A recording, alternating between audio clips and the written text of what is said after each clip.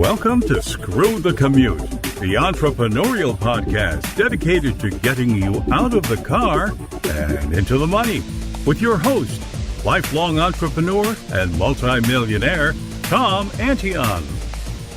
Hey, everybody. It's episode 133 of Screw the Commute podcast. I'm Tom Antion, and I'll be your host like I am every day. Well, we're going to talk about ad tracking and split testing. This is the way smart marketers get rich. They track what's working and they eliminate what's not. And I'd also refer you to episode 127, where I talked about paid traffic. It ties in perfectly with this episode. And of course, this is one of my Monday in-depth trainings. Now, episode 132 was our last episode. Jacqueline Whitmore is a protocol and etiquette expert who helps people all over the world act right and be right in business and personal situations. She gave some great insights on preparing for events you're invited to. Now, I've got a big freebie to thank you for listening to the podcast. It's my $27 ebook, How to Automate Your Business. And just one of the tips in this book has saved me over 7 million keystrokes. And I just might have another little gift over there for you. So check it out at screwthecommute.com/automate free. Screwthecommute.com/automate free. And our podcast app is now in the iTunes store. You can go to screwthecommute.com/app, where we have complete instructions to show you how to use all the fancy features so you can take us with you on the road, on your cell phone and your tablet. And do us a favor. Please pick somebody that you know that's interested in business and get them to subscribe to this. They'll thank you for it. This podcast is really going to help them out. All right, our sponsor is the Great Internet Marketing Retreat and Joint Venture Program, where myself and my staff work with you for a year to either get you started in an internet business or to use the internet to take your existing business to the next level. Now, you can check all of that out at greatinternetmarketingtraining.com, greatinternetmarketingtraining.com. And like all the links we talk about and the things we talk about, they'll be in the show notes for this episode, which is 133. Now, I do want to tell you about how I turned the internet marketing training world on its head around the year 2000. I mean, people at my level were charging like $50,000 or $100,000 up front to teach what we knew to clueless business people who refused to learn it on their own. Now, I'm a small business advocate, and I knew many small businesses could never afford that kind of upfront money. So I made all those gurus mad by charging a relatively small entry fee to my program that also got a percentage of profits that was capped, so you would not be stuck with me forever. So for me to get my big money, you had to make way bigger money. Well, people really loved this and flocked to the program, and those other guys are mad, but here, almost 20 years later, it's still going strong with no lawsuits and no chargebacks to the credit card and no complaints and all that. So we're helping a lot of people. And, you know, I'm not going to disappear on you and not keep helping you, because I won't get my big money if you don't get your big money. So that's how we roll around here. And also, I went one step further. All right, listen to this. I have this big estate home, and you have an immersion weekend as part of your year-long training program here, where you actually live in the house with me. So very, very cool. Check it out at greatinternetmarketingtraining.com. All right, let's get to the main event, ad tracking and split testing. Now, I'll tell you right up front, this is how people get rich. Let me ask you a simple, dumb question. If 100 people visited your website, would you rather have 10 of them buy your product or only 5 of them buy it? All right, and this is not a trick question. If you picked 5, all right, you shouldn't be allowed to leave your house with your credit card, right? Because you're not very good at making financial decisions. Now, let me ask you another question. If you put in 10 ads out on the internet in all the places I told you about in episode 127, which was about paid traffic, You put in 10 ads and only one of those was bringing in paying customers. Wouldn't you want to know which ad it was? All right. Again, it's a pretty obvious answer, right? Well, today's episode is about ad tracking and split testing. And it's going to teach you how to get those exact answers so you can maximize the sales from everything you do and minimize the losses from ads and promotions that aren't working. Now, we're going to talk about ad tracking first, and then we'll get into split testing later, although I'll give you basic definitions of each right now.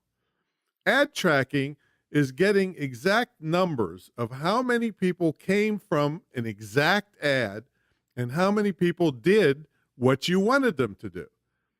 Split testing is also known as A/B testing, is comparing the performance of one promotion or promotional element against another to see which one is best.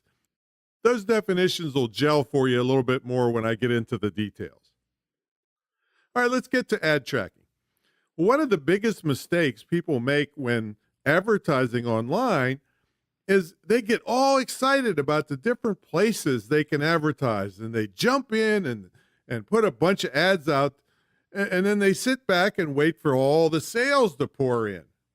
Well, most people that do this are woefully disappointed in the number of sales or opt-ins or webinar registrations or whatever they were promoting that came in as compared to the amount of money they spent. Advertising in multiple places when you're first starting out in paid ads is a bad idea from the get-go, all right? Because getting to know each ad platform takes some time. But worse than that, when you have ads spread out all over the place without proper tracking mechanisms in place, you've got no idea which ads are bringing you good quality leads or customers and which ads aren't bringing you anything of value. Now, this is where ad tracking comes in. When you have ad tracking software or an ad tracking service, you can put a special link on every single ad you put out. When someone clicks on your ad, they are tracked. Well, you might say, but Tom, the place I'm advertising tells me how many clicks I had because that's how they charge me on a pay-per-click basis. All right, well, first of all, you aren't always charged on a pay-per-click basis. There are other ways, but I mean, that's not what we're talking about here. And yes, the place where you're advertising counts the clicks and charges you. But first, it's a good idea to have a way to check up on them to make sure the number of clicks is accurate. What if they have some kind of bot, either their own or something attacks their system, that clicks over and over again to run your bill up? But nobody actually visits your website. How would you know? I guess you could dig into your analytics and hope that your landing page was tracked in real time, and multiply this by multiple ads and landing pages in your site. Good luck trying to keep track of all those things. And even if you could do a good job of keeping track of multiple ads and landing pages, you'd have to be one heck of an organized person to keep track of which ads were bringing you customers and which were bringing you tire kickers. So we step up to ad trackers. When you put a specific ad tracking link on every ad you place, all of these problems are erased, and you have one simple place to go to see exactly what's happening with each ad you place. So you can kill the losers and keep the winners. And like I said in episode 127 about paid traffic, you want to fail fast so you don't keep running ads that aren't paying off for you. Not only can you keep the ad service honest about charging you for fake clicks, in other words, if they charge you for 1,000 clicks and you only had 10 landing page visits, hey, something's wrong. Either they are fraudulent or there's a serious flaw in their billing system. You can present them with the evidence of only 10 visits and demand a refund or quit them altogether as frauds. Really, most ad places aren't fraudulent. And other than minor discrepancies in numbers of clicks, you probably won't have any trouble with fraud. But it's better to verify your bill and keep them honest, and ad trackers allow you to do this. But let me tell you, further than that, the problem with relying on number of clicks is that most services have no way to gauge the quality of that click for you. Most of them don't know if the person they sent you spent money with you or opted in or registered for your seminar or webinar or whatever. And quite frankly, it's not their problem. They sent you the person, and it's your problem to convert them to whatever you want them to do. You have to take responsibility to convert them. And if you find that traffic from a specific source doesn't convert well, no matter what you do, you got to cut off that ad source and quit wasting money with them. Ad trackers specifically tell you not only how many people clicked from a certain ad, but it follows the person that clicked to see if they did what you wanted them to do. All you have to do is pull up a report and see the ad source, the number of clicks, the number of opt-ins, the amount of money people spent that came from that specific ad. Then when you have those hard figures in front of you, it makes it easy to see which ads are worth keeping and which you should dump. Now, there is an exception when you might not need an ad tracker, and that's when a service has something called conversion tracking. That's where their service counts how many people actually got your thank you page. And the only people that would get the thank you page are the people that did what you wanted them to do. Now, I still prefer to have my own trackers to verify what's going on. Now, another cool thing that ad trackers can do is track ads and promotions and links on your own site. One thing I like to do on more expensive products is to use a command and a benefit in a text link when people are thinking about buying the product. For instance, for my Wake 'em Up video professional speaking system, I might have several links with a command and a benefit in them. So here's some examples. Click here to get standing ovations around the world. Well, the click here is the command, and the part about getting standing ovations is the big benefit of having that system. Another would be, click here to have them rolling in the aisles. Again, the click here is the command, and the rolling in the aisles is the big benefit to those that want to be more entertaining on stage. If I wanted to see which of those links got more clicks and buyers, notice I didn't just say more clicks, because I want the link that brings in more buyers, not just more clicks. Anyway, I'd put a separate tracking link on each one, and I'd get exact figures on which link brought me the most buyers. All right, here's another cool usage of tracking links. Maybe I want to track which location on my website brought in the most buyers. In that case, I'd take one of those click here links and place it on different pages of my site. And sometimes it would be at the top of the page, and sometimes at the bottom, and sometimes in the middle of a blog post. And I'd put separate tracking links on each one. That would tell me where on my site the most buyers are coming from, so I could do more of whatever I was doing in the future to bring in even more buyers. So ad trackers can do amazing things for you in your business by saving you money, because you can quit losing ads immediately, and making you money by telling you the ads that are making you money, so you can increase them. Plus, all the cool stuff you can do on your own site to tell what areas of your site are the most profitable. Now, you've heard me push heavily my shopping cart system, if you've been listening to this podcast for a while, kickstartcart.com. And this is just another reason a complete shopping cart system is valuable. Your ad tracking module is already included in kickstartcart.com. You don't pay extra. You don't have any complicated installation of third-party software to do all this tracking. It just works right off the bat. So get your free trial at kickstartcart.com.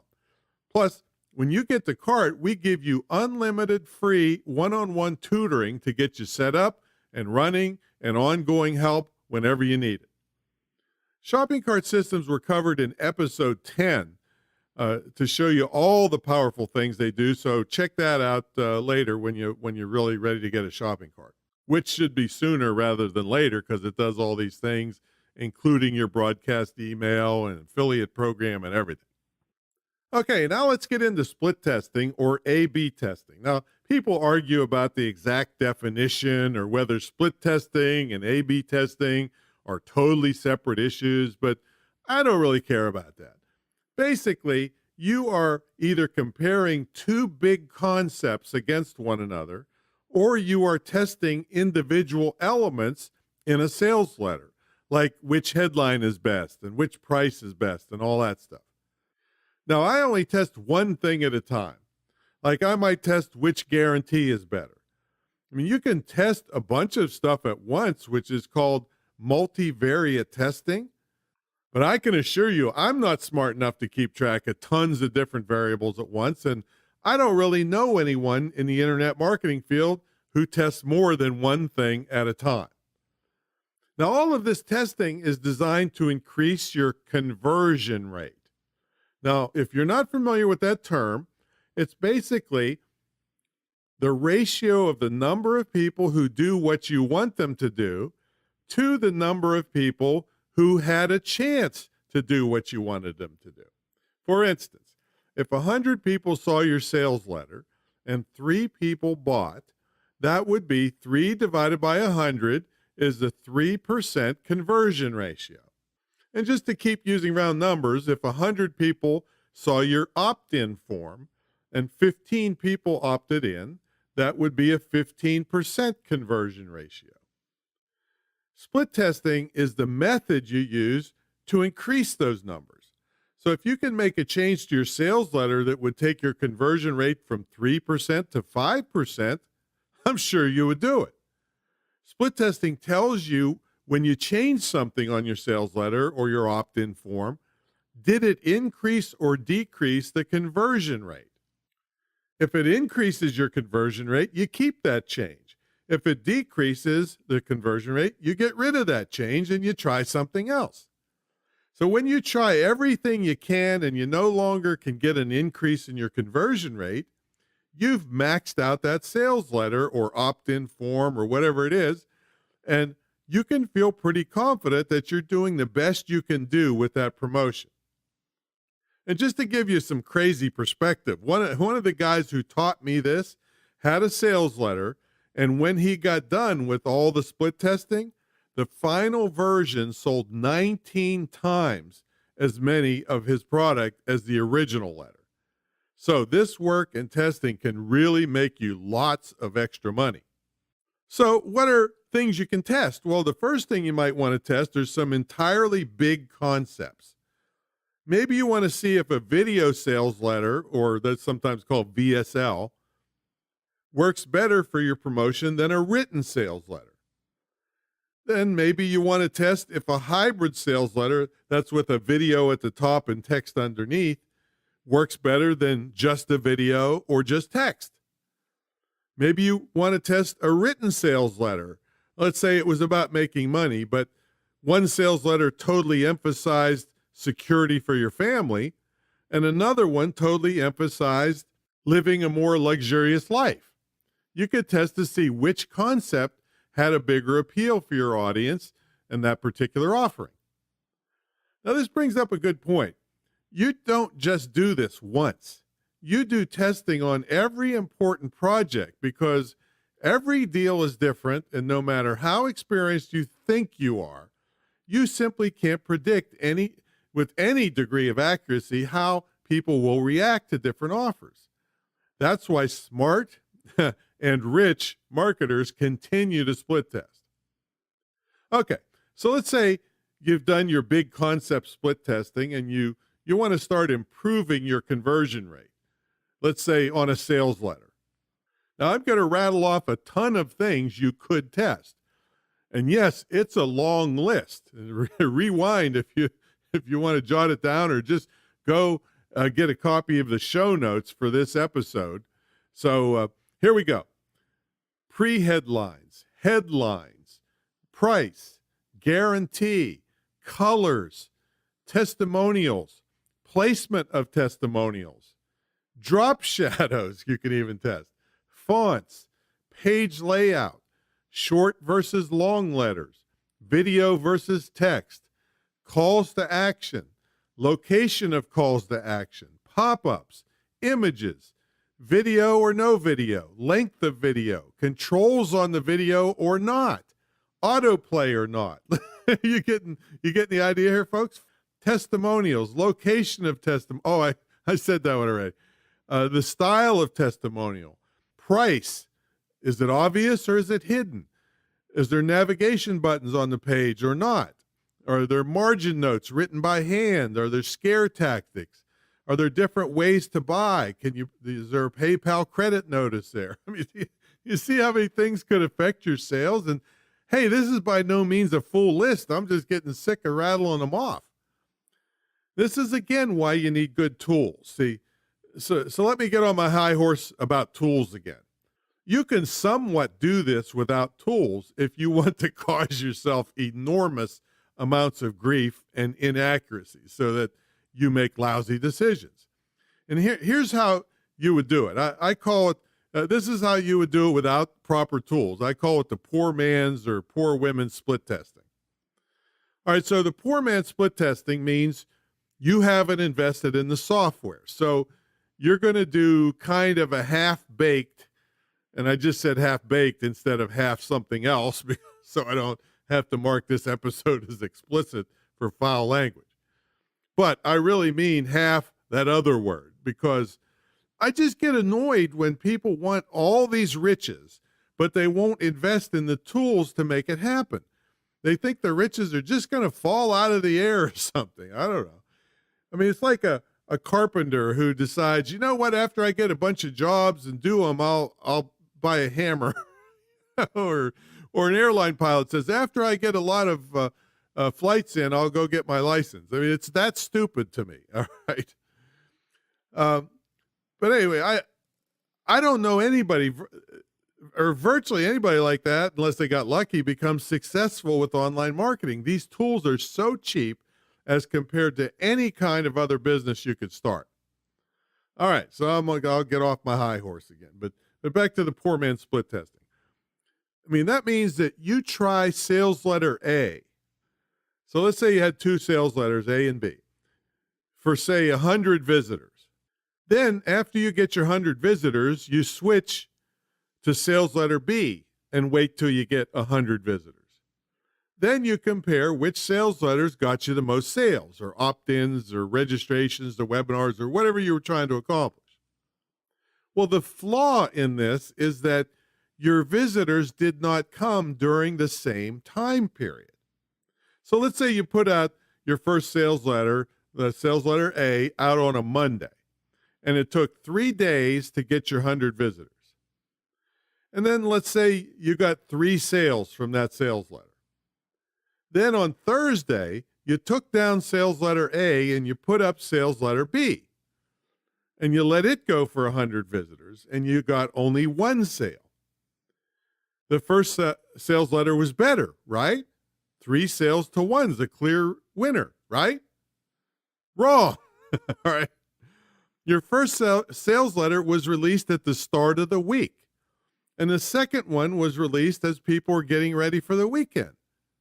I mean, that's bad enough, but let me give you an example of one of my butt camps I just did. For those of you that don't know, butt camp is one of the longest running ever internet marketing seminars. I named it because I was sitting on my rear end making so much money. All right. So it caught on, and I've done them in 11 countries. So anyway, I planned a butt camp on a Saturday in Virginia Beach. We videotaped the entire day, so I didn't really care too much how many people attended in person, because we sell the videos all around the world. we usually have 20 or 30 people at the live event. So a couple of weeks prior to Butt Camp, people started letting me know they wanted the videos because they couldn't get a room in Virginia Beach to come in for the event. And as I looked into it, there was a massive oceanfront festival, and all the rooms were taken for 30 miles around Virginia Beach. So why am I telling you this? Well, let's get back to the poor man's split testing. It was bad enough you tested your second letter heading into a weekend. But what if there was a major event that affected your target market that weekend and you didn't know about it?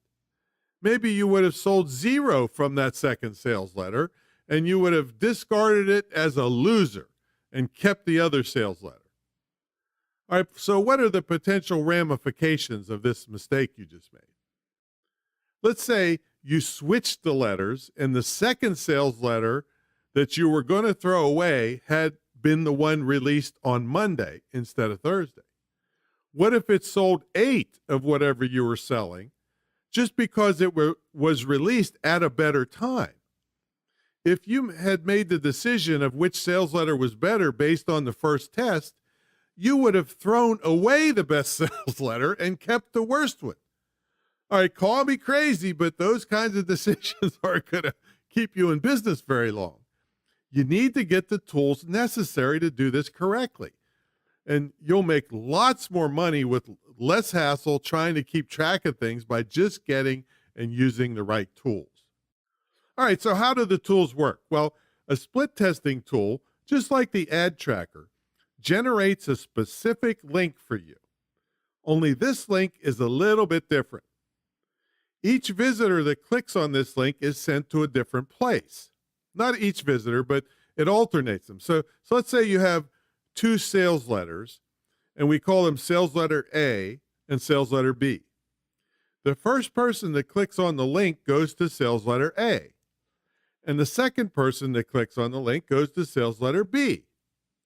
The third person that clicks on the link goes back to sales letter A, and the link keeps alternating each person that clicks, so that when you're done, half the people that clicked saw sales letter A and half saw sales letter B. Each person that clicked is tracked to see if they eventually do what you want them to do, like purchase something or opt into your email list or register for a webinar or whatever your end goal was. You'll get a clear set of numbers telling you how many people visited each sales letter and how many did what you wanted them to do. And the test took place during the exact same time period for each sales letter, so you don't have to worry or have any errors like I talked about with the sales letters being released at different times. You'll get exact and valid numbers of which sales letter won the test. And if the test was close, you might want to wait to make your decision on which sales letter was better until you send lots more people to each one. So let's say one was the clear winner, though. Now you start testing individual elements of that sales letter, like the laundry list of elements I rattled off earlier. Some of the ones I like to check first is the headline. If your headline doesn't grab people to get them to look at the rest of the letter, nothing else much matters. Price is an important test. We always test low to high, because if someone buys at a low price and hears later the price went up, well, they're all happy that they got it cheap. But if someone buys high and then hears the price just went down, they're all mad about it. So in general, test low to high. And another thing, since this is a basic intro to ad tracking and split testing, I'm not going to go too deep, but the sales letter that brings you the most buyers may not be the best sales letter for you for your overall goal. Maybe a sales letter that brings in less buyers on the front end, or I really mean buyers or subscribers or whatever, but let's say it brings in less people, but they are people who spend way more money over time. So even though on the front end you got less, you got way more in the long run. That's called the lifetime value of a customer. But don't let that throw you. Learn to do these basics first, and then you can keep track over longer time periods and make decisions on the front end based on more data about your customers that you gain over time. All right, let's talk about buying traffic. So lots of people ask me, what are they supposed to do if they don't even have enough traffic to test their sales letters? In that case, you need to learn what I covered in episode 127 about paid traffic. You put in ads to drive traffic to your sales letters, and you shut them off or pause them when you get enough results to make a good decision of which sales letter won. Now, if your numbers are too small, your tests won't be valid. And lots of people ask me how much traffic or how many people they have to send to a sales letter to have a valid test. Well, that gets a little too deep to talk about here, but as a rule of thumb, you can use this one. Count how many visitors it takes to get 10 actions of whatever you wanted them to do, like buy the product or opt in or whatever. Let's say sales letter A took 160 visitors to get them to buy 10 copies of your $27 ebook. Well, 10 divided by 160 was a 6.25% conversion rate. Now, let's say from sales letter B, it took 195 visitors to sell 10 copies of your $27 ebook. Well, 10 divided by 195 is 5.12% conversion rate. So sales letter A won by a little over 1%. Now, I personally don't think I'd make a decision yet. I'd let the test run till it hit 20 or 30 sales or more, or until I saw a clear-cut winner. And then I'd stop the one sales letter, and then I'd keep testing elements of the other sales letter. I'm sure just on face value, you can see this whole process is a pain in the neck. But try it without tools, and you'll be pulling your hair out. Or you won't do it at all, and then you won't get rich. That's simple as that. Okay, so here's some miscellaneous tips before I send you on your way towards good ad tracking and split testing. First thing is odd times of year can throw off the test. I don't think it would be a great time to test, and of course this would depend on your product, but around Valentine's Day or Easter or Memorial Day or Labor Day. And you see what I mean? I mean, people's minds are consumed with other things. Yes, you could do a test that included those periods as long as the test ran long enough before the holiday or time of year and long enough after. Another tip is sometimes you don't have a chance to test something. Sometimes it's a one-shot deal. Now, this is basically a copywriting tip. When I only have one shot at something, I always make the headline and subheadings fire engine red color. And of course, I want you to accelerate your success by getting a membership to copywriting901.com. That's all about copywriting. It's called the Fast Track to Writing Words That Sell. And this is the most important skill I've gained in over 42 years of formal business. And really since I was writing flyers to sell stuff when I was 10 years old. But I might only have a one-shot deal maybe on a year-end clearance sale or something, so I can't run a year-end clearance sale all year long. So I just get one shot at it. So I do the best I can, but I make the subheadings and main heading fire engine red. All right, here's another tip. When you have these tools, you can split test all kinds of stuff. Landing pages, email subject lines, email body copy, sign-up forms, potential titles of books, if you can't decide which the title should be, pictures, and just about anything where you don't really know which one is the winner. And finally, as soon as you think you know something is the best, the internet smacks you in the face and says, no, you don't. I can't tell you how many times I've been surprised on the results of a test when I had in my mind that there was a clear winner. Right? But I went ahead with the test anyway. And my clear winner was a clear loser. So don't get cocky about this, claiming you know exactly what your people need and want. Test it anyway. I call it part of my CSI theory, and that's not the TV show Crime Scene Investigation. It's CSI to me stands for crappy, stupid idea. and every idea is crappy and stupid, including my own, until I can prove it isn't with real numbers. And that's what ad tracking and split testing will help you do. So go get your free trial of kickstartcart.com so you have all the tools necessary to do what I talked about here, and you'll be doing things just like other savvy and rich marketers do. All right. So if you want somebody to hold your hand through this and all the other things you need to know to be successful online, check out my mentor program. It's the longest running, most successful, and most unique. And one thing I didn't tell you, it includes a scholarship to my licensed internet marketing school that you can either use yourself or gift to someone else. So check out all this stuff in the show notes. This is episode, what the heck is it? I think it's, let me check.